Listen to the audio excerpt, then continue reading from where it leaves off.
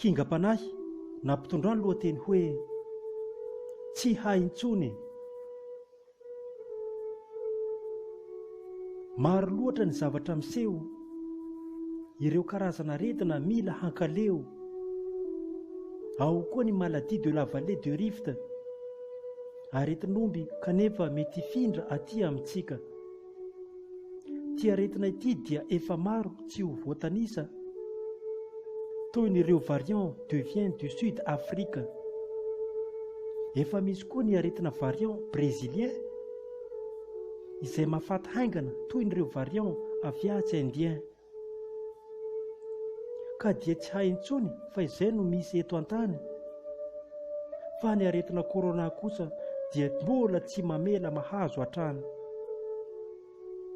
Aretina efa tany aloha tany hono izy ireo.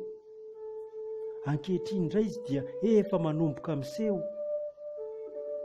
Karazana virus naparitaka ireo mahay, ka tsy hay intsony raha tena marina tokoa izay. Fa dia efa fatin'olona no hita miraradraraka. Tia nahahena angamba nisan'ny olona satria tsy hisy ankanavaka. Ireo maty dia tonga dia levina avy hatrany. Fa ny matina aretina omby ihany no tsy atao ahoatra izany. Ary tena tsy mba hay intsony fa dia misy maty tampoka. Ny zava-misy ankehitriny dia efa mila ho sampisampina.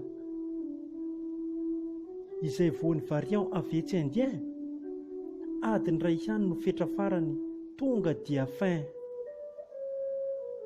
Anisan'io koa ny variant brésilien, rehefa voany dia maty pour rien.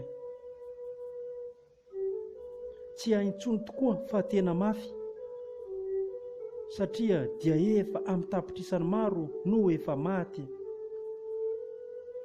Tena zava-mihatra izy ity fa tsy bala ho azy. Fa izay voany moa dia mipitipitika toy n'ireo parasy. Izao tokoa ve ny farany sa mbola hitoy? Toy ny lakana eny anivon'ny rano io izay mila fivohy. Fa tsy hay koa nefa ny any aoriana any. Ny hatramin'izao aloha dia ratsy mampitomany. Mpanoratra izaho Patrick, na hoe Kinga Black.